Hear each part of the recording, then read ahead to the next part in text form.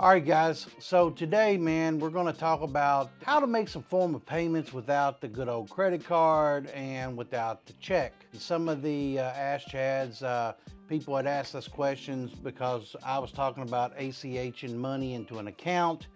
And ACH, they'll drop it down here. They'll show you what that means. And really what that is, that's an electronic transfer of cash from your business account to another company's business account. You can do that amongst friends too now, where you think of Cash App and all that. Cash App takes a form of the money though, and they get a portion of that. Whereas with your ACH, it kind of comes into your business account and you're already paying some fees for account maintenance and whatever. So that's kind of all figured in already, and it costs you nothing to transfer that money into a business, somebody else's business account. Whereas if you did a wire, man, that's a whole different ball game. You're going to end up having to pay a wire fee, which can be $30 to $75 if you wire out to a company. Then the company takes, but it costs them between $30 and $50, and in which case they're going to A, build that into the cost, B, they build that to the rep, or C, they eat that and then costs go up on the product. The easy way to do this is to always ACH. Right now, we're going to show you online how easy it is to do this. So I pulled up ahead of time my bank account, and here we go. Let me just show you how easy this is. So I'm going to pull it up. Let me go to the home page. This is the home page right here. I'm going to go to commercial. I'm going to go down to payments, and it's going to come up and it's going to say new payment, and I'm going to do a ACH batch, and I'll have to put in a code, and it'll say individual or business. Now it's going to be a business. We're just going to do one here just for shits and giggles. And then you go to the subsidiary, and it's going to show you from what bank account you want to take that from. And then you'll go over to account and show what real account you want to take this from. Because whether you know it or not, sometimes you have two different set of account numbers. So I'm going to take this from the wholesale account. Then we're going to set up a date, and we're going to say tomorrow. And then we're going to go down here and search by name. Well, hey, Chad, I don't know. I don't have that name put in. What do? I'm going to go over here to add new recipient. Okay. And it's going to come up my display name, and we're going to call him XYZ Corp. You know, pretty generic. And you don't have to put an email address, but you're going to see this red star. And these red stars mean you have to fill that out. Okay. Then you're going to go down here to account type. Normally, that's a checking account, but you could probably check with the business and make sure that you know what the hell you're talking about. Make sure the account you're going to ACH into or electronically transfer is a checking, a savings, a loan account, or if it's anything, you know, any kind of weird thing like that. We're going to say it's a checking account because most of the time it is. And then we're going to see this account over here. That account means their account number. Then I'm going to enter that account number, and it's never the same amount of digits that you would normally think, and sometimes it is, but sometimes it's not.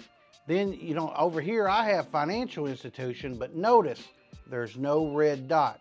I totally skipped that. Now you can go ahead and look for it if you know that you're dealing with Chase, PNC, L&N, any big bank like that. And then you'll put that in there, but it's going to have to correspond with this routing number, where it has a red star over here. And you know, it'll probably start with a 0. Sometimes it won't though. You'll put that number in, but it should correspond to that financial institution. Normally, if somebody will just tell you the bottom number of those checks, of like on a written check here, here's your bottom number, and you ought to be able to pick up the ACH number or the routing number and the account number from these checks. And then you'll hit check, which I'm going to X out because we didn't complete anything because I don't want this thing acting goofy on us.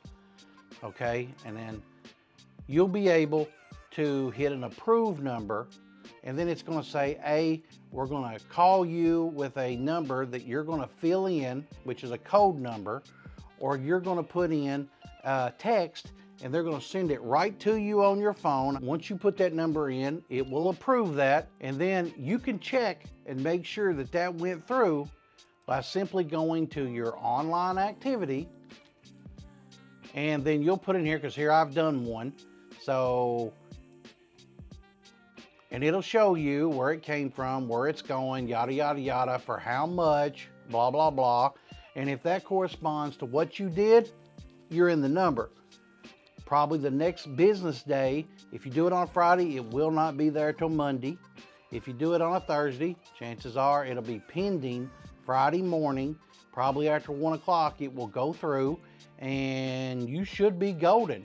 At that point, they should be shipping your product. And if they're not, maybe you find a new wholesaler or new vendor to deal with it, because they're holding your money. They need to be shipping your product. That's just me talking. That's how we do business. I'm hoping you're dealing with people who are too. And if not, give me a call. That's how we do business. You pay, we ship. But that's the easy way to do it. Now, if you want to turn around and do a wire, we have to charge a wire fee to someone, whether that's at the bottom of your invoice or to our salespeople. Now, I'd rather not do that, but I'm hoping they're going to push you to go ahead and easily set up, as you've just seen, an ACH. Or you can pay with a credit card. If you pay with a credit card, we have to charge the fees that are associated with it to you in order for your convenience to use the credit card and not have to deal with the bank. If you want it right then, you want it shipped right this second, that's the easiest way to do it, run the credit card. But we're seeing more and more and more vendors, including ourselves, who would rather have the ACH and not have to apply that extra 3 to 4%. In my industry, we have to pay a little bit more. We have a secondary processor because of the products that we ship, and they're treating us like we're involved in a strip club or adult businesses. So they charge us an extra percentage to do that in order to be able to process credit card for our products. All vape, CBD, kratom, anything like that goes through an adult processor, unless the vendor has lied, and once they're caught, they'll be cut off. All right, ladies and gentlemen, that's what I got. You got questions, I got answers. You want me to dive even deeper into some other subjects, let us know, send me an email. All right, y'all, have a good day.